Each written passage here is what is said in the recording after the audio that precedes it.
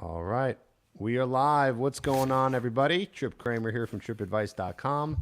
Next to me, well, hopefully you know her. You should know her. Caitlin V. She is the woman. She is the go-to person on everything sex advice, sex related. She's got 500,000 subscribers now on YouTube. And let's bump that up to 500,000 and 501,000 after today, because you should be subscribing to her because she has such good information. So for the guys out there who want to learn how to be the best lover in every aspect, Caitlin V is the person to go to. I've known her for how many years now? 7 years. 7 years. Yeah, since Wow. 2015. That's wild. Yeah, it's crazy. I would not have made it this far on YouTube without you. So thank you, Trip. Oh, well, listen, you wouldn't be at where you're at if you weren't an amazing coach. And I mean that. And you guys should take that seriously, because how often do I have someone live with me on YouTube? Pretty much never. I've only done it maybe like a handful of times. And now today. So everyone, welcome Caitlin. Say hello to her. If you don't know her, you're about to learn all about her and her amazing information. So, any thoughts before we get started on the fun topic? Oh my gosh, I'm a wealth of thoughts. What I'd love to say is I'm monitoring the chat. You're going to see me like my eyes are probably dinging back and forth, and that's because I'm Yeah, be monitoring the careful. chat so I can Don't, follow. don't let it get too crazy. But we will co-monitor and we'll check it Okay. out. Yeah. Everyone's So very ask nice saying questions hi. if you're with us live. I love hearing from you. Cool. So, why don't you just introduce yourself in a sense of like how you got started and how you know what you know, and yeah, how you got into this. Like, what's the Great. story? So I'm Caitlin V, sex and relationship coach, host of Good Sex on Discovery Plus. And I started in this field as a sexual health educator and researcher. So I worked for many, many years as a professional scientist. I have a master's degree. And I was all the way working on my doctorate. And I was teaching sex ed at night to like non monogamous folks, homeless youth, LGBTQIA people. I was like, everybody's sex ed teacher since I was like 16 years old. My friends that had to take a pregnancy test or like, put icy hot. Oh, did I lose you? Nope, You got we're me. here. Okay. Put like icy hot on their balls and like had to call somebody and say, what the heck do I do? That was Guilty. me. So Did then you tried count. to, yeah, you can only imagine what I tried to put on my lady bits. Don't recommend anything. Can't tried it all. Don't recommend anything. So I was always like a really curious kid, and like sex was a passion of mine even when I was like 13, 14, 15. Like I'd never had sex, but I just knew that this is what I was going to do for a living. Put sexology as my major when I got Facebook, back when you had to get like a .edu address to have Facebook.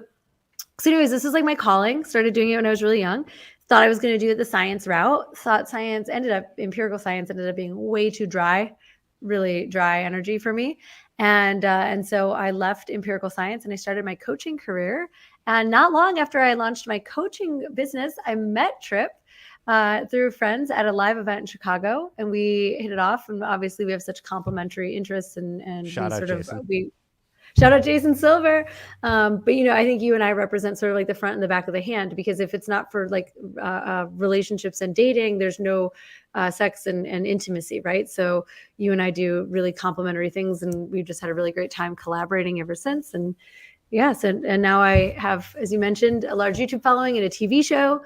And Yes, she's a TV star beyond YouTube, guys. She's everywhere. ding ding. You'll love if you like what I have to say, and if you like Trip's channel, you will love the show Good Sex on Discovery Plus. It is intimate and explicit, and you get to watch my clients actually have sex, and then I coach them on it. It is cool. Yeah, guys, check it out. Discovery Plus, right? Mm-hmm. Okay, cool. And I was just looking at this today. Our video from 6 years ago, how to make a girl squirt in under 3 minutes, is clocked in at 12 million views. Oh, I haven't checked it recently. 12 mil. That was before you had a YouTube channel. That's why I started my YouTube channel. Was from that video. Yeah, because it Yeah. went so well, and I was like, okay, maybe I have some other things I want to talk about.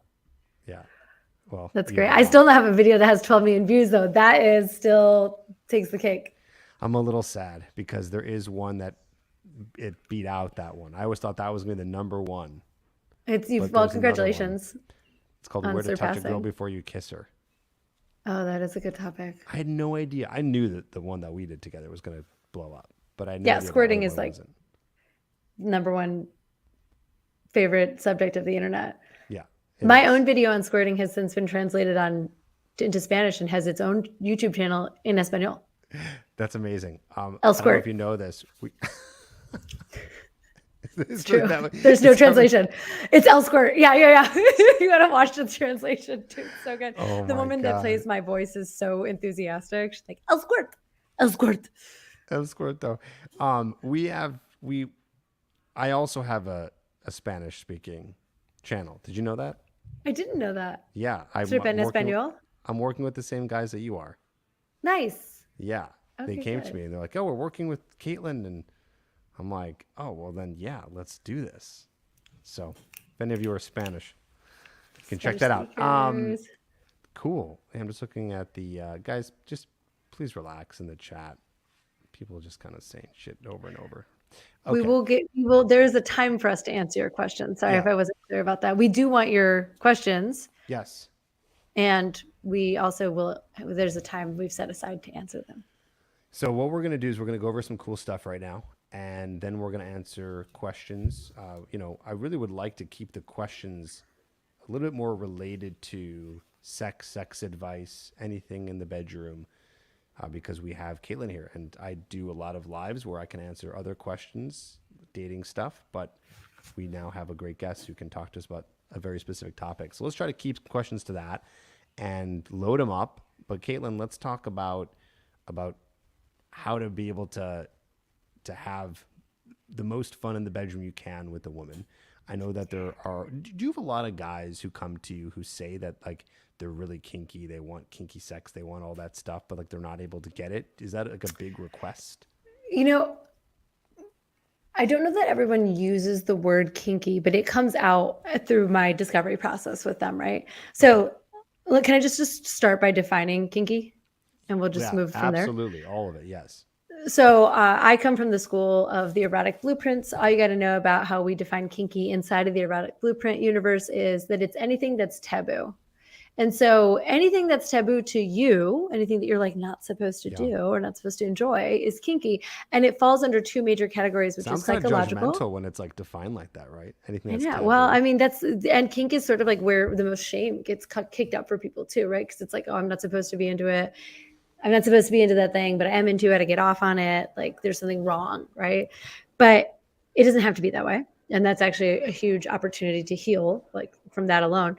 But it falls under two major categories, psychological and physical. So sometimes when you hear the word kinky, you might think physical, which is like whips or cuffs or restraints or bondage or ropes. But psychological kink, like role playing, like being called daddy and little girl, that's a version of role play that's very common. Fantasies about having sex or relationships with people that you're like, quote unquote, not supposed to, like teachers or service providers, like the cabana boy or the maid or whatever, right? Like all of these are kinky Nuns. also because again, they're taboo. Nuns, yeah, good one. Being into like cake eating or farting or whatever, right? Like these are kinks because they're taboo. But say you grew up in a really religious household or in a really conservative household, then like doggy style might be taboo. Anal might be like the most taboo thing that you want to try. It's relative. Anal may not be taboo to me because I've been a sex coach for like almost 20 years. In some capacity, I've been an educator. Sure. So those things maybe aren't really taboo. Maybe they were taboo for me 20 years ago, but they're not taboo for me anymore today. So it's very, very relative. And so a lot of guys do come to me and say, hey, there's like sexy stuff that I want to try. I see it. I've seen it in porn. I think it would be really fun. I think it would like be a great way for me to please my partner. I think she'd enjoy it too, but there's all this stuff around it. Maybe shame, other barriers that are preventing, and often it's like it's preventing him from even bringing it up. It's not even like the partner or the girlfriend has said no. It's like he can't even bring himself to mention it to her. And then, of course, there are those guys who are like, actually, I do have a pretty specific thing that I'm interested in. Maybe it's like a fetish. Maybe it's something I just want to experiment with. I did say it to my partner. She's not into it. And now I feel stuck. Like I can't actually get what I want. Oof. Is that the biggest pain point you think guys have around this topic? Yeah, between being clear with themselves and working through their own feelings, like their own shame, so that they can say it. Yeah. And then for guys that are maybe in longer term relationships, the desire to spice things up, but then feeling like they can't because their partner isn't into it. Right. Oh, what do you do if you get to that point where you're already kind of far into the relationship and all of a sudden you want to explore some of those things and that person's like, I'm not interested. I don't want to do those things. It's so difficult. Do you give advice on that at all? Yeah, I think so. Each relationship is a little bit unique. And I think that's going to be one of the themes of our conversation today, because we're talking about, say these words, we're talking about communication. And so each communication between two people is going to be subtle and nuanced, but I'm going to do my best to give you all kinds of tools to use to apply to your unique situation. Yeah. So I follow the law of like every lover, this comes from Dan Savage, should try to be GGG. And anyone here on live with us ever heard of GGG? It means good, giving, and game. Good in bed, attempt to be good in bed, giving, not just a one-way street, but you're also giving. And then game, which is game to try new things. And if you find yourself in a partnership, especially a monogamous partnership with someone who's not being GGG, I think that there are instances in which going outside of the relationship, hopefully you can do that consensually, right? And kinky is one of those. Kink is an area where people do frequently go outside of their relationship, but with consent. So I know plenty of people who are like, they discover at one point in life that they really want to be submissive or they really want to be dominant. And their partner's like, I don't want to play that game with you. Well, there are clubs and groups all over the world of people who want to play in this kinky space. It's not necessarily always about sex. In fact, a lot of kink, especially in those environments, doesn't include genitals or penetration at all. But if you find out that you have like a fantasy for, having your face stepped on by, women wearing boots, and like you are not going to die happy unless you get boots, because you lick boots, and your partner's like, you're not licking my boots.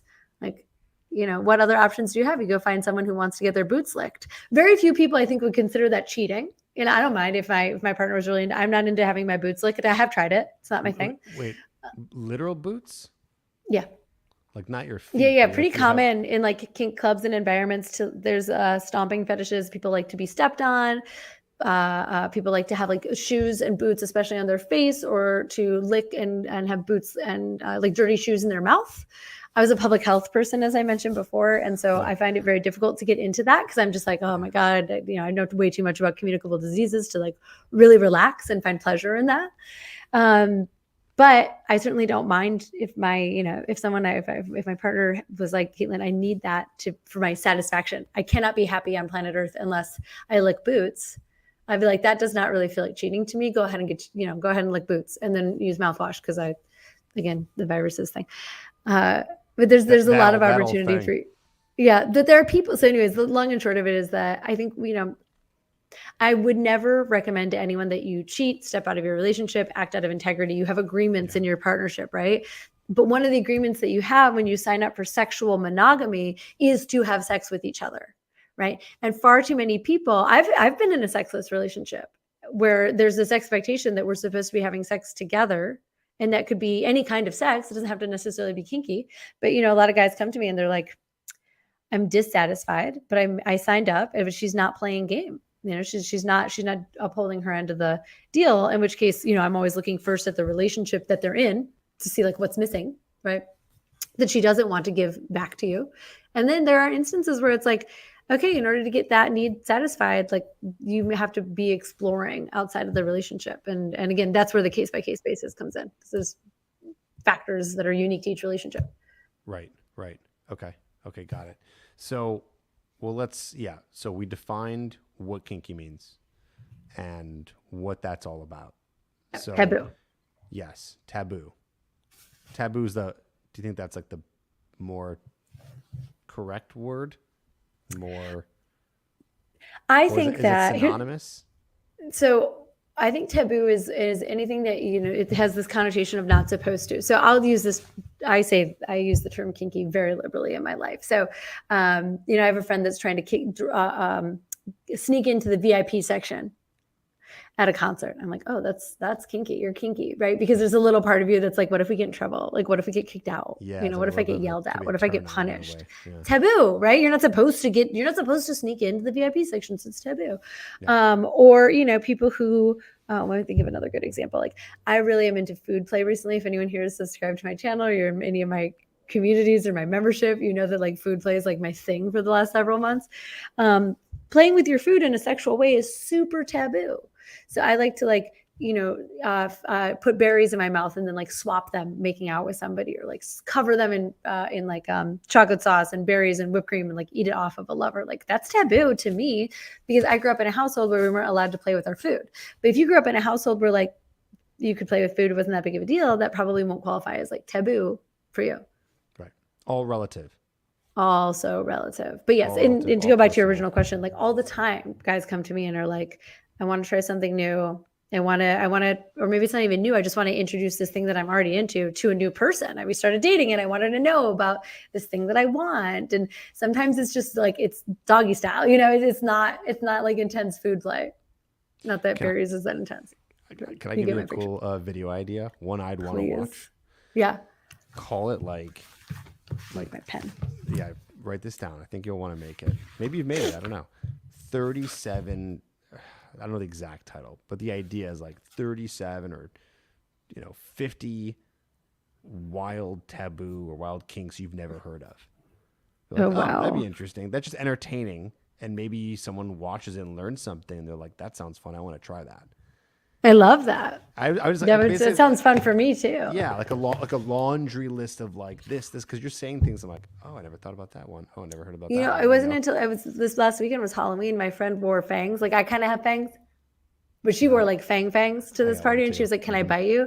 And she came in and bit me with her fangs and like bit my chest with her fangs, and I was like, oh, I didn't know I was into this. I'm really into it. I have a fang kink. Okay, cool. I didn't know. I'm aroused by that.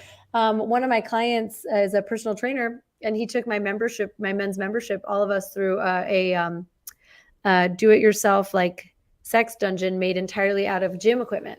He showed me how to make a sex swing just out of equipment that, like, not everyone's going to have at their home gym, but every personal trainer gym has. Yeah. And how he turns like, various things into like a spanking bench, like that, or that belt that you use to like when you're squatting. Yep. And like if you hook those two things, you can put those around the back of someone's thighs and then suspend them. So now you've made a sex swing out of gym equipment. I was like, oh, you know what? I used to work with a personal trainer, and she was like basically a dominatrix. When I looked back on it, when I saw it through that lens, I was like, was I into working out, or was I into being dominated 3 times a week for an hour? And I'm like, I think it was the second. I think I was into it. It was kinky. So anyways, that's kinky. You're not, it's taboo to me to be like into being submissive to a trainer, but like pleasing her and wanting to get the exercises right just for her so that she would like reward me. Like when I look through that lens, like that's super kinky. Yeah, interesting. And now related to that, something I heard recently, there's a big thing about kink shaming and how people are saying don't kink shame. It's like someone, if they're into their thing, let them be into their thing. Don't shame them for it. Yeah, a rule that we use is don't yuck somebody's yum. I used to be the worst at this with like music, not so much with sex. I'm pretty good about that. But like someone would come along and be like, have you ever heard of this band? And I'd be like, ugh, I hate them, right? It feels bad when you do that to somebody. Yeah. It feels bad when someone does that to you. So like when you're like, oh, yummy. And someone's like, oh my God, you love lemon chiffon cake. You're disgusting. It feels awful. And there's already so much judgment and sort of the shadow side of kink and kinky play is that it also tends to kick up the most shame in us. Right. So it's rich because it gives us an opportunity to heal those things. But if we are being shamed for it, it can like push us further and further back.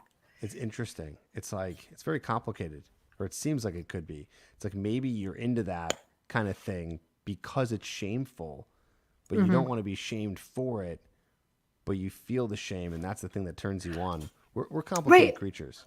We're very complicated. And you make a great point about that, because one of the areas in which this comes up is cheating, and people who will step outside of their relationship, or maybe like they get a thrill out of going behind their partner's back in some capacity. It's kinky. Yeah. It's out of integrity though. And it's often unconscious. And so for those folks, what I try to have them do is to become conscious and less shame around their kink, because their kink is, I'm going to get in trouble. Right. But you don't have to actually break someone's heart or break the rules or step out of integrity or your relationship agreement in order to enjoy the thrill of getting in trouble. You can do that right at home. You can do that without lying, right? It's just that we kind of lack the creativity and the skill set in order to do that. Interesting. Okay, that's Mm-hmm. yeah. Okay, I haven't heard that one. Well, let's dive into that, right? So let's say that you have a guy has found some new things he's interested in, or maybe things that he's always been interested in, and he wants to try those things. And well, let's actually let's go at this at two different routes. It could be someone you're just dating, you just met, and then maybe all the way into you're in a long-term relationship. Can we speak to both of those and what Mm-hmm. you would say, how you would go about it to make it so you're fulfilling the things that you want? Yeah. So in both instances, there are some things that they have in common, and then we can talk about some of the nuances between new relationship and existing relationship. The thing about being in a new relationship is that for the most part, you actually have a lot of fertile ground to try new things because the whole thing is new. Right? An older relationship, maybe there's been some patterns or some ways of being that have been set for a while. It can be a little different to try to change those, but it can be even more important and exciting to introduce new stuff. So, in the example of someone who has started dating and wants to bring something up to their partner, number one, my first piece of advice is always have the information that you need or in order to explain it to her. A lot of people, especially if they have a little shame, will come forward and say, "Hey, babe, I really want to try shibari rope tie. I really want to tie you up, right?" And then she might be like, "Okay, what does that look like? What does it mean? What are the risks involved? What do I need to know?" And if you don't know any of that information, then you're now in a position where you've introduced something but you actually can't back it up, and she's less likely to want to trust you and go forward with you because you Yeah, actually makes didn't sense. bring her the full information, right? So I always say before you bring it up, but a lot of people, especially if they have any shame, they're like, "Hey, I want to try this, but I want to make sure that you want to try it before I get my hopes up and do any of the research that I need to do." But I'm telling you, do the research, because then when you make the request, you're going to come from a grounded place. So the second piece of this is, where is your nervous system when you ask this? Because have you ever tried to ask something from someone out of like shame, out of embarrassment? You know, I'm sure a lot of the guys, a lot of you will recognize this. If you've ever tried to ask a girl out and you felt like ashamed of yourself, how did it go? You were like, "Hi, I'm sorry that I exist. I just want to know if you go on a date with me." Like, it probably didn't go off well. But if you came in and you're like, "Hey, I exist and I'd like to take you on a date," And when you you have that sort should of, be going on a date with me because I'm yeah, freaking you awesome. should be going on a date with me, instead of like, no, no, no, no. So, how are you asking her to try something new in the bedroom? Are you going, "Hey, like, I saw this rope tie thing and it seemed kind of interesting"? Are you coming in and being like, "Babe, really hot, would just super sexy thing that I saw the other day. I really think it would be so much fun for us to try together. I've done some research. I know how to do it. Like, here's the baby step." And also another piece of advice is, a lot of people come in guns a blazing and they think it's like a one and done. Like, I got to get it all right now. So rope tie is another good example. You may see a video or a image of a woman who's like done up in ropes and they're crisscrossing her body and it's beautiful and complicated, looks very complex. That is not a beginner's rope tie, right? You're not getting there on your first try. Or if I you're mean, watching porn and you find something there, you're right. like, that looks crazy. I want to do that. It's Anal's like, a good well, example. yeah. A lot of people are like, "Well, she just did it on the porn. It looked pretty easy for her, so let's just go for it," right? But what you don't realize is that for someone who's new, hasn't had that experience before, you actually need maybe 2, 3, 4 times to work up to even penetration, let alone, porn stars. You have to remember, those are paid actors on a closed course. It's like when you watch the Fast and the Furious, like, those are paid drivers on a closed course. It just, you don't just drift like that, right? The same is true for porn. Those the actors in porn literally warm up. Their bodies are warmed up. They practice when they're going to take like large things into their body. They actually rehearse for days before. They don't just arrive on set that day and they're able to take, a 12-inch toy inside of their body just like willy-nilly like that, right? But if all you know is porn, you might incorrectly assume that your girlfriend can do that too. And then you may cause injury, you may cause harm. She may not want to ever do that again because it was such a negative experience. So baby steps. Figure out what the first step is. Maybe it's just coming into contact with her butthole during sex. Like, that might be it this week. And then it may be a finger, and then it may be a butt plug, and then it may be a penetration, then it may be actual movement during penetration, and then it may be sex. Like we often kind of, especially if we're nervous about something, kind of feel like we got to get it all done at once. But actually, in truth, we can do and should do one step at a time, check back in. Also, when these are just like anything, right? It's like mhm. anything. Like most things should be starting off that way anyway. And we, one thing that happens to us in the personal growth space, and we know this as coaches, is that we expand, we have a new experience we've never had before, and then we contract a little bit.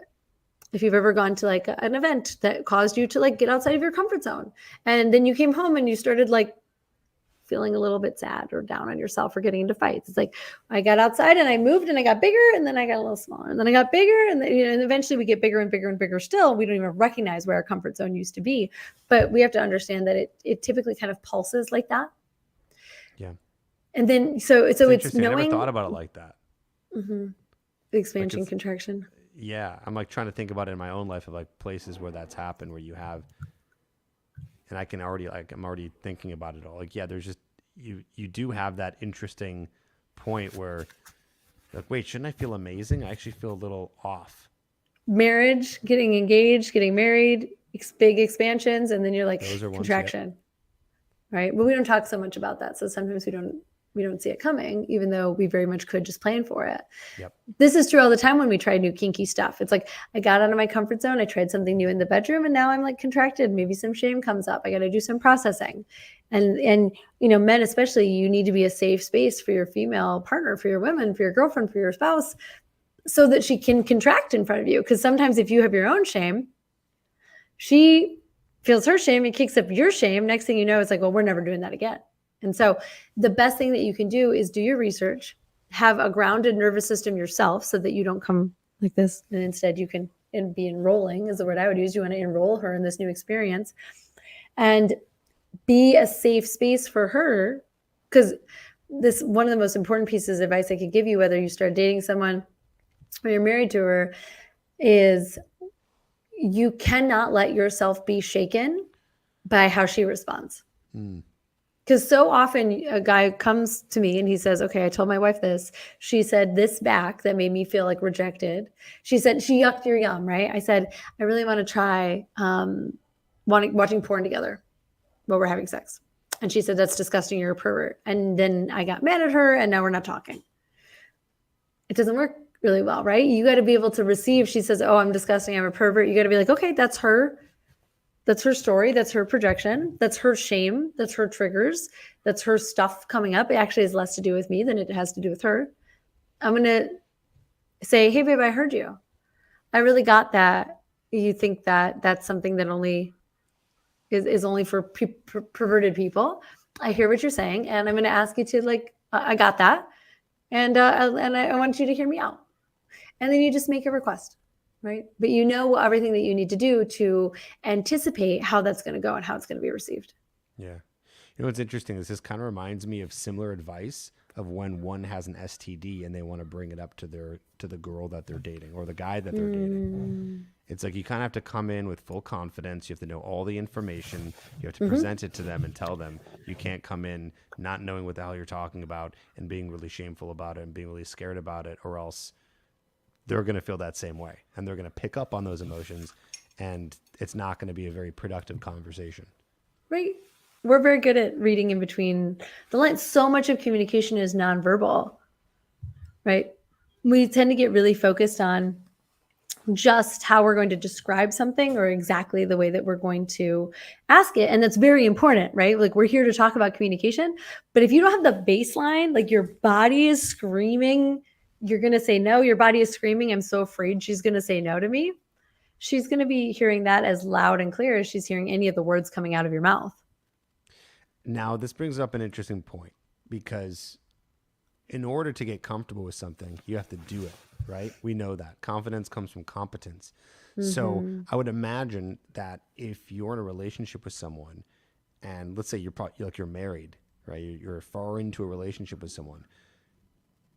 Is there a way to practice this? Like, you kind of only have that one shot, and that almost brings up even more nerves, right? It's like you'd imagine, oh, I have to come in confident with this, but this is not something I've ever talked about before. It's not something I've ever Right. done. How do I do this and feel confident and feel comfortable? The fact that like I've never done it before. Right. Well, and sometimes it's best to bring something up indirectly. So you know that you want to try and come up with another spanking, for example. Like, you know that you would like to try like this thing. You've never done it before. You don't know if you're any good at spanking. You really don't know how to do it because you don't have any competency around it. You could say it directly, or you could maybe find a porn or a website or something that you can put in front of her and say, "Ooh, that's kind of hot. I think I'd like to try that. Would you be into that? Would you ever want to do something like that together?"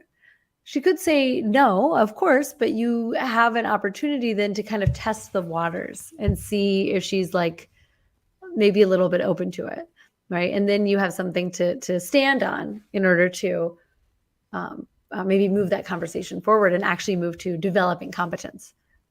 Instead of going right up to it and being like, hey, we have something to talk about, something I'm into. Let's chat about this. Right. Yeah, whatever. Right. Right. And it could be even, like, hey, I just recently discovered that I'm super into gangbangs or something, right? Like that's probably going to raise more hackles than saying, spanking. Hey, do you want to watch this thing with me? I thought it was really hot. Right. Right. Let's see if that's something that we want to explore together. Yeah, I guess there's levels. There's so many levels. Yeah, exactly. See, that'd be interesting too to see a video on that, like the levels of taboo, the levels of. Well, and here's the other thing, and I think some guys forget about this. That could be relative too. It is very relative, right? Yeah, because it's going to be it's nuanced. It's so relative, so subjective. Here's the other thing. I did a video on this not too long ago, which is that we often are prepared to give communication but not receive it. I did this video. It was like how to unleash her inner sex freak, because I firmly believe inside of every single red-blooded woman there is a sexually voracious, animalistic part of her that is orgasmic and thirsty and like wants sex as much, if not more, than you do. But the question is, how do you release her? How do you let her out? And one of the things that you have to do is you have to be willing to receive her communication back. So you might say, babe, this is what I'm interested in. You might say, hey, babe, I want to have a threesome. And she goes, me too, with another guy. Right. And maybe she says, like, look, I'm not willing to bring another woman in if you're not willing to bring another man in. I'm speaking hypothetically here, right? But like a lot of guys want their fantasies to be fulfilled, but actually they don't care so much about her fantasies. And I'm not saying that anyone is conscious of this. We're not doing it purposefully. We're not thinking, God, I really want to fulfill my own fantasies and not hers. But like, yeah, if you're willing to share yours, you got to understand that she probably also has some that you might be not as ready to hear. So prepare to open Pandora's box. Yeah, exactly. And so much of it's so much about clearing your own stuff so that you can speak to her clearly, but also so that you can receive her back.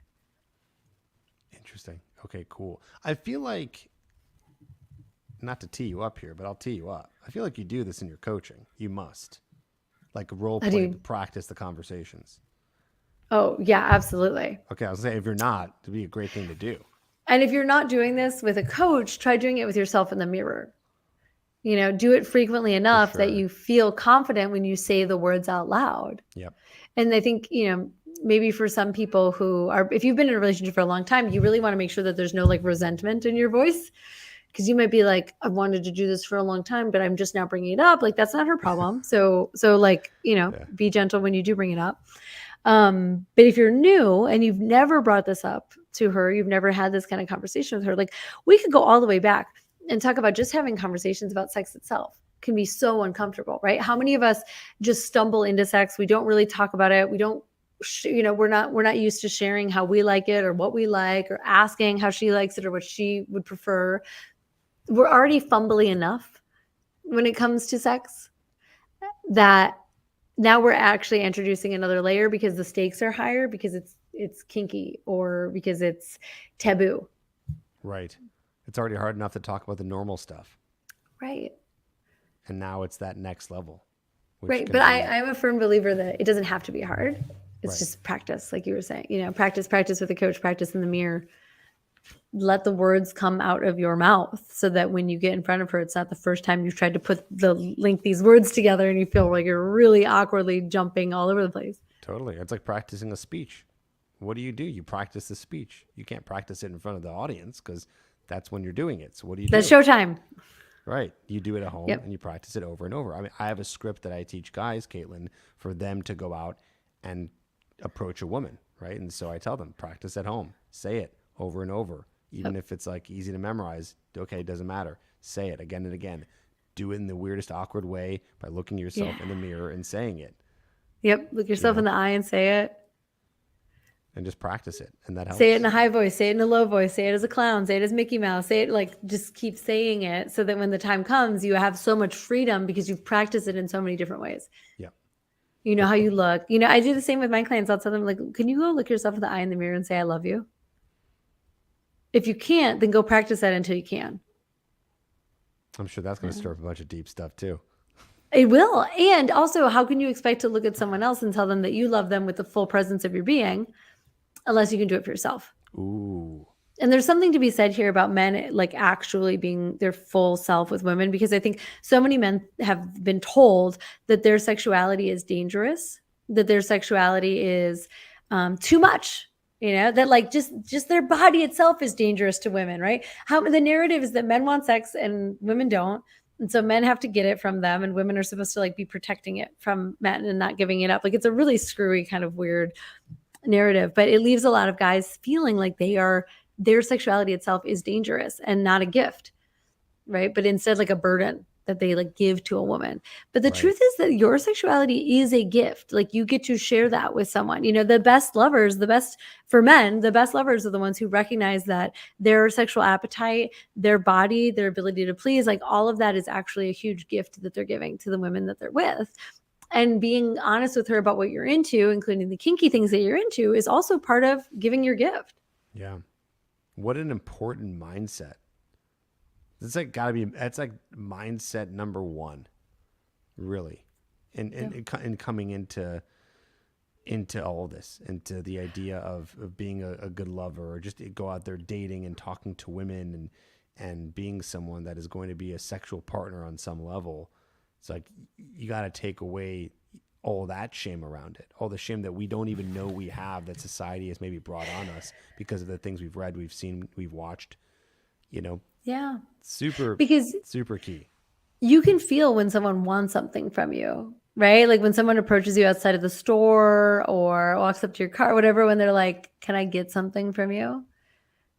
It doesn't feel good because you're like, I don't really want to give you anything. This isn't like an even exchange, but sex should not feel that way. Sex should not feel like, can I get something from you? It should feel like an even exchange. It's like, can I offer something to you? Right? Which again, going back to this distinction between confidence and competence, if you don't feel that you're sexually competent, it's very difficult for you to feel like you will be giving her a gift of your sexuality. Yeah, you feel like you don't have any value. Right.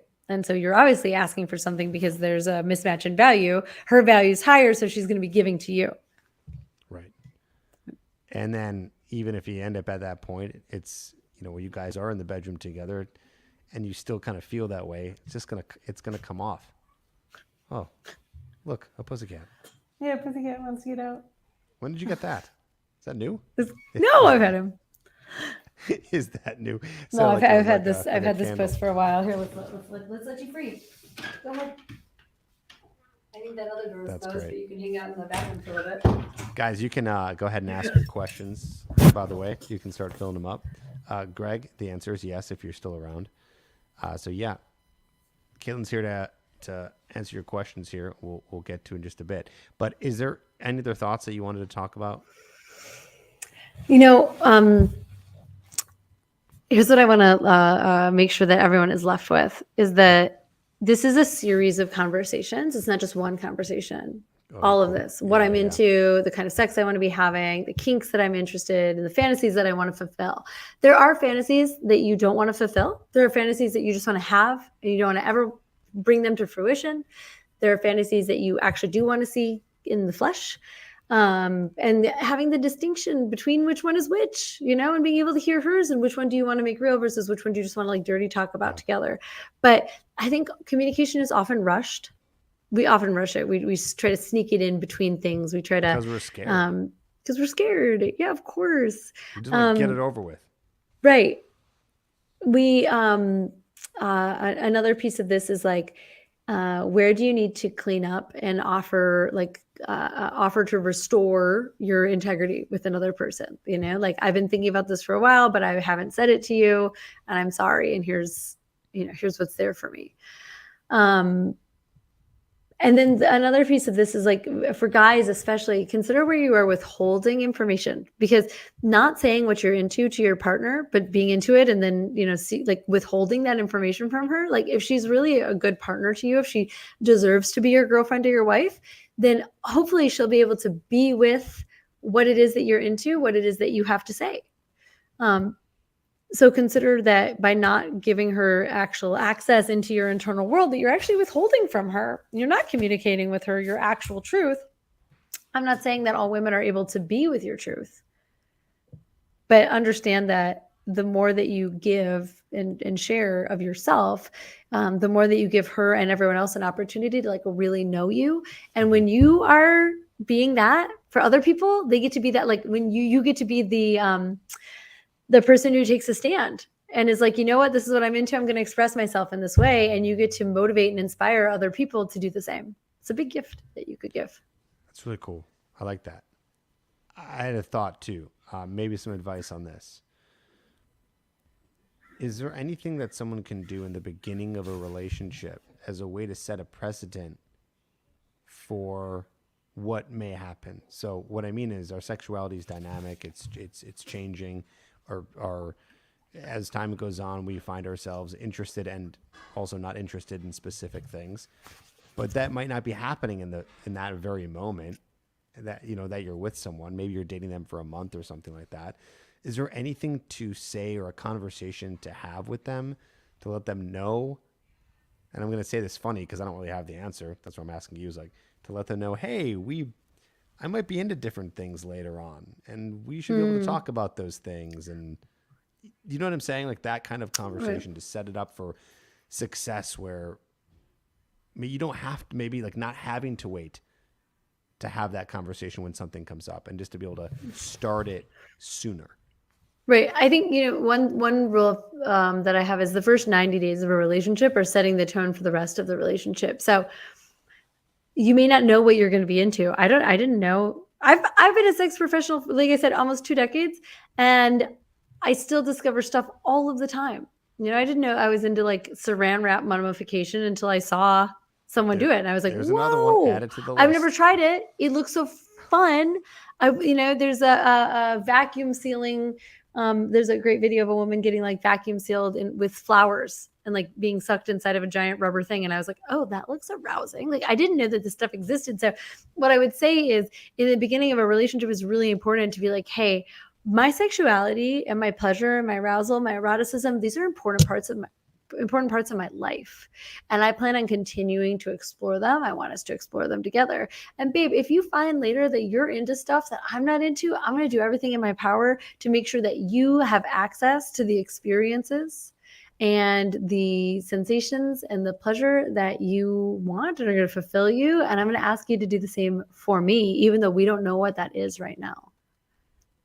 Beautiful. I think you just lay it out as it's a value. This is a value that I have. I think too often, guys especially, trying to get the girl, pretend that they're like not sexual. They pretend that sex really isn't that important to them. I have people I'm working with right now for whom sex is super, super important, and they're not having it.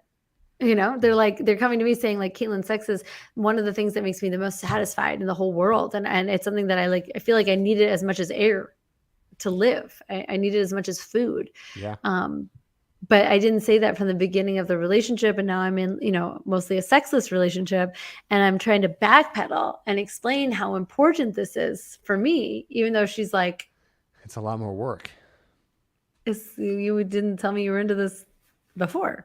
You got to own those parts of you. And again, when you think that you're, as a man, especially if you believe that your sexuality is dangerous, it's going to be a lot harder for you to own those parts of you. And this is why you got to do that. You know, it's like we often think that we got to get our partner's approval. We actually have to get our own approval. You have to be in self-approval to even bring these things up to a partner. So get to a point where you can approve of yourself. And yes, it helps when a partner is approving of us. Do not get me wrong. It's so helpful when a partner's like, oh, you told me that you're into balloons. You have a balloon fetish. I can love you. That's huge. Think about how much deeper your relationship grows when you can have a conversation like that of something you feel shameful about, and then they accept you for it. You're going to be like, oh yeah, feels so good. This person's awesome. Yeah, and it allows us to find more love for ourselves, but it's, you know, it's a little bit of both. It's finding love for ourselves through self-acceptance, and it's finding love for ourselves through others loving us. Yeah, totally. I mean, that kind of ties back to the first thing you said when we were discussing this, right? Is making sure that you work through your shame around the thing first and feel comfortable with it and feel okay with it as much as you can before you start bringing this up to your partner. Yeah.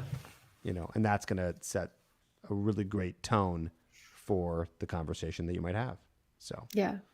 Cool. Well, let's go to a couple questions. There's a few here from Irishman71. How do I get my wife to understand that 3 times ain't enough? That's really tough. Well, I guess I would be. How much have you gotten that question, by the way? I mean, it's not your first, I'm sure. No, not at all. You know, one of the things that I go back to a lot when I have a client who's telling me this, I'll say like, well, tell me what sex is like for your wife. You know, what do you just, that's it right there. That was right. huge. I bet because guys are like, I don't know. Yeah. Right. That's a problem. What's it like for her? Because if it feels really, really good for her and it's really fun for her, then she'll get that 3 times a month isn't enough. Because listen, if if I had like a gelato store in the back of my house and they were serving like amazing gelato, I would go frequently. I'd probably go like all the time after dinner, you know? But if I have a gelato store in the back of my house that has like kind of, you know, crap flavors, bad customer service, doesn't really think about cleaning, doesn't take care of my needs as a customer, I'm probably like not going to frequent it, you know? So what kind of an experience are you making for her that 3 times a month is enough for her, you know? And maybe there's things that you got to do that don't have anything to do with sex itself. And of course, we talk about like, you know, did you do the dishes and all that? And I think that there's a lot of validity to that, but actually it's more about pleasure for me. It's like, you know, are you warming her up the day before? Are you giving her space to really get aroused? Are you touching her all over her entire body? Or are you just going straight for her vulva and her lips and her nipples and like you're just kind of you're just hitting her straight on? Or are you giving her a sensual experience that gets her her like, you know, her oven, so to speak, like very, very hot before you even go to have sex with her? I think it's easy to forget about that stuff too. You know, maybe you did it a little bit more when you guys were first together, but now you've been together for a long time, and you're like, oh yeah, that's right. Those things need to happen just because we're together. Especially if you're sexually frustrated, because you might just be like, come on, get it to me. You know, like I don't want to work for it. I just want to have it because it's been 2 weeks. Yeah. You know, and if that's the case, like what can you do in those 2 weeks that is, you know, think in terms of pleasure instead of in terms of orgasm. Think in terms of pleasure instead of penetration. Pleasure instead of sex. Like, what are you doing with her that's giving her pleasure outside of the bedroom? Because often when we look at sex as our only source of pleasure, it's very, very difficult to get into sex because we just don't have access. Like, you know, it's again, if you're having like constant access to something that feels good, you want more of it. If you're having sporadic access to something and you forget that it feels good, it's like, it's going to take you longer to get back into it. So are you twirling her, making her laugh, watching beautiful sunsets, going on dates? Like, are you having pleasure outside of the bedroom? Because if you're just looking to have pleasure inside of the bedroom, then yeah, it's going to be a little bit more difficult to access that sexual space because you're having to pick it up from scratch. Another way of thinking about this is like, are you keeping it on simmer? Yeah. If your relationship is on simmer, then it doesn't take a whole lot to get it to boil. If it gets cold and then you got to get it all the way up to boil every 3 weeks, it's going to take a lot of effort and energy to get to boil if you let it get all the way cooled off. You are the queen of amazing analogies. Thank you. I'm usually pretty crap at them, so it's been a good day for me in analogies. I just use basketball and sports normally. But, I'm into food. But all those work very well. That's great. I want to keep going. That was a great answer. And I feel for you too. Like, it's not an easy situation. Sexlessness or low sex is hard. So my heart too. That subreddit, Dead Bedrooms, it's got a lot of subscribers. It's sad. Okay. Let's go to this one. How do I introduce the things I like if she's not really that experienced in bed? Well, I wonder, is her lack of experience an obstacle because she is timid to try new things? Is it because is she not experienced in bed because she has a lot of shame around sex and sexuality? So like she doesn't want to try new things because it's associated with like going to hell. I think the nice thing about this is that if she's not that experienced, then hopefully she has some open-mindedness. I think one of the things that you could do is explain to her what's in it for her and what's in it for you. So you want to try, I don't know. I'm trying to think of something that's like a light, not that experienced in bed. Maybe it's just oral sex. Maybe she's never given you a blowjob. How about that? And you want to introduce this idea. Well, it's obvious maybe to you what's in it for her, what's in it for you, but like make it really plain. I think this would be fun because it would bring us closer together. Yeah. I think this would be fun because it's a new experience. I think it's fun because it's really, really hot to me, and nothing compares to how much joy I get when I see you doing this, right? Like sometimes you really have to spell it out. Just because something is really obvious to you doesn't mean that it's really obvious to your partner, especially if she's not very sexually experienced. Yeah. That was a great answer. I want to keep rocking. This one kind of related to the other one. Thoughts about this? Yeah. I mean, there is an inverse relationship between stress and sex drive. So, that may be her own individual work that she needs to do with a coach or a therapist on why her stress levels get so high at work. If there's things that she can do to separate herself from work so that she can bring less stress home. If her cortisol levels are really high, exercising, going on walks together, like things that help to process that. You're gonna have to like coach her through that a little bit, right? I mean, she might not have that answer. So you might, she might not even see her stress at work as a problem.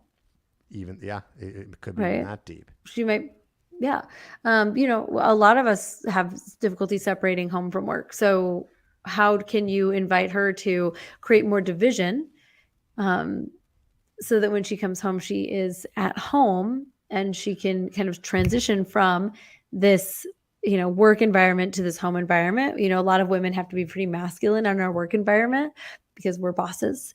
And then it's like, oh, we got to like get home and then we got to switch into our feminine. It's very difficult. So sometimes we just keep staying in the masculine. And then also look into spontaneous versus responsive sexual desire. A lot of women just don't get sexually aroused spontaneously. They really get aroused after they're already being stimulated sexually. We could talk about that forever. Yeah. Real quick, semi side note. We have an amazing program that we did together called 33 Magic Moves. We do. It's not even 33. It's more like 45. There's actually a lot in there. I should have mentioned this way earlier, but we'll put a link in the description. Guys, you got to check this out.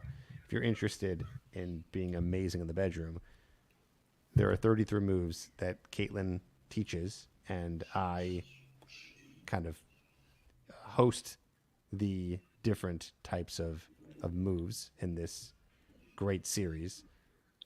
It's incredible. Guys have been able to use it. It's like, I know what I call it the encyclopedia of sex.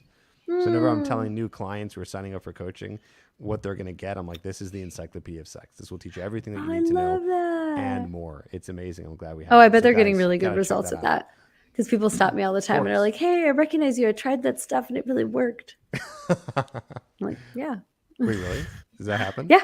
All the time. That's great. Yeah, I was That's at the grocery store on Tuesday and the guy behind me was like, he's like, are you a singer? And then he goes, oh, oh no. Oh, I know who you are. Oh my gosh. She's like, my girlfriend says, thank you. Your stuff works. And amazing. that the 33 magic moves, especially, that's where it's at. Yeah, that's very good. Okay, let's answer one more question here. Thought this is a pretty interesting one. Do you think that there are any kinks or fetishes that could be classified as mental disorder, for example, from childhood adversity in childhood? Or do you think that they are all rational based on the fact? Do you have any thoughts on Kinks that? and fetishes are complicated. And even the best science that exists isn't clear as to where they come from. They would not exist if people didn't enjoy them. Take foot fetishes, for example, people that are sexually aroused by feet. One theory is that the neurons that wire the genitals are very close to the neurons that wire the brain, or what wire the feet inside of the brain.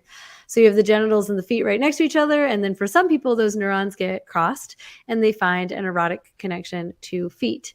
Nothing bad had to happen to them. No childhood effects, no trauma. It just happens that way.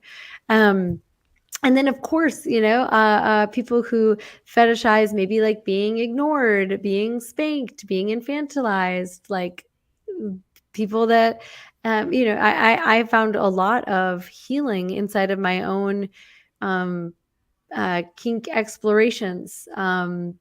Because once you set up an encounter where you have control over it and you're actually actively consenting it and choosing it, that can be very, very healing for your psyche. If you had things that you didn't have control over happen to you, like maybe being spanked by your parents, right? Maybe you do get into being spanked as an adult because you get to say stop and have them stop, right?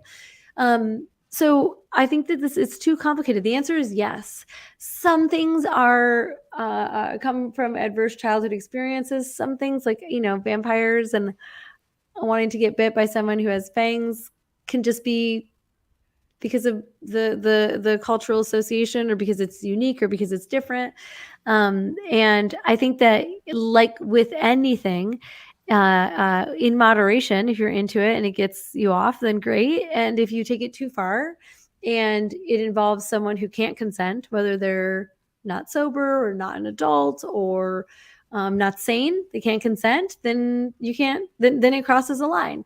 If it starts to hurt your mental, physical, emotional, psychological, or social health, then it's crossing a line. If you're into good examples like exhibitionism, you want other people to watch you have sex, well, go to a sex club where people can consent to that. If you're flashing people on the subway, you've crossed a line, right? And so that's where the line is between like, this is a kink or a fetish and this is like a disorder. And if you find yourself having uncontrolled desires, interests, or things that involve other people that is without their ability to consent, then go see a therapist, go see a coach, go see a mental health professional, talk to someone about it, because not just for your own well-being, but for the well-being of the people around you, but also for you, right? Because you want to be able to enjoy, I want you to be able to enjoy sex without having any sort of ethical or moral challenges or issues, so that you can really enjoy it in a shame-free, pleasure-centric way. Yeah. Just one quick thought I had is like, I haven't done any research on this, but I would not imagine that every kink and fetish comes from a childhood adversity. Mm-mm. I'm sure some do, but there's plenty, I'm sure, that someone might be into. Also, it's a tough question to answer because of the subjectiveness of a kink and a fetish and what's taboo. Right. You know what I'm saying? Yep. Like you said they earlier, can come from like, anything. Right, but you can think that, oh, doggy style is taboo. Right. One might think that, but like, I don't think that would be generally. It's like it all depends, and so that would Right. It's not taboo for everybody, but like dressing up as dogs and doing puppy play might be really taboo for you, and that might be what you're into. Right. Or if you involve a real dog, it's not consensual, and so you like seek help. It's so relative, it's so nuanced, it's so subjective, but that's what makes it so fun. That's why sex is like, I always like to think of it, it's like the theater. It's the ultimate playground, because there's just actually, when you think about it from a fantasy perspective and from a creativity perspective, there's like no limits to what you could explore. And that's pretty cool. Amazing. Guys, subscribe to this woman right now. Click a new link, a new tab, go over there, subscribe to her. She's amazing. She is blowing up and will continue to because she has such great information that can help you. Caitlin, is there anything you're excited about right now that you're doing in your coaching or any of the programs that you have that I know are all awesome that you want to go ahead and talk about real quick? Sure. Yeah. Thank you for asking. Definitely go watch Good Sex on Discovery Plus. You will love it. If you liked this conversation, there's so much good stuff there, whether you have like ED, premature ejaculation, your girlfriend or partner has trouble orgasming, you have trouble staying present in bed, like you name it, we talk about it on Good Sex. We do anal discussions, and it's good. It's so good. You'll love it. And you can do a 7-day free trial at discoveryplus.com. And then I have a membership for men. So I started a coaching group for men where we get together every single week. I'll be teaching tonight. Actually, tonight's subject is the sex advantage. So we're literally talking about how to be amazing in bed, just like classic tips, techniques, how to blow her mind, how to continuing this conversation. You're all, wow, damn, you have that tonight? You're all warmed up. This tonight. Yeah, I know. I'm still going to outline the course, but every month I teach like I teach like a mini master class on a subject. And then we have coaching calls all month to help guys break it down and like really get the unique and nuanced and individual help. So if you want to come and work with me, work with my team, that's the best place to do it. We would love to have you. It's called High Performance Male. You can learn more about it at my website, which is linked from my YouTube channel or CaitlinVNeal.com. Sweet. Awesome. We'll put some of that in the show notes. Thank you so much for having me on. Of course. I'm glad that we did this. Actually, we've gone live before, but I think it was many years ago. It's got to have been a long time ago. Yeah. Like we covered in the beginning, we've been at this for a while. I know. I was just thinking about the fact that we went live. It's like 3 or 4 years ago. It's crazy. Probably you were 250,000 subscribers when we met. And now here you are about to cross the threshold of 1 million. Wow. It's crazy. Any day now, really cool. 6 days. Well, we'll celebrate. I'll be. I've got champagne already chilled for you. Yes, that's my woman right there. I'll be. It's funny. I think I'll probably hit 1 million when I'm actually going to be in like no man's land with Megan, and we will be in like a cabin in the woods. So we get signal. Barely. Just enough. Oh my gosh. That's so exciting. Well, I will be tracking it for you. I crossed 500,000 on Saturday. So now you're my next, and now I'm tracking yours. I love it. Well, thank you. Thanks for Thank you. And to many, many more. Appreciate it. This was a great conversation. Rob, we'll put a link to that in the show notes in just a bit. Mike always make me laugh. Cool. That's it. Caitlin, you rock. I'll let you go. Have a great call tonight with your people. And thanks everyone for watching. Thank you, everyone. Thanks for having me on. Bye. Bye-bye. Okay. Thanks, guys. We'll see you next time. Yeah, Rob, I don't have that link on me right now. We'll put that in the show notes. Just check it out. Or Rob, you can email me, trip@tripadvice.com. Thanks, everybody. Talk to you later.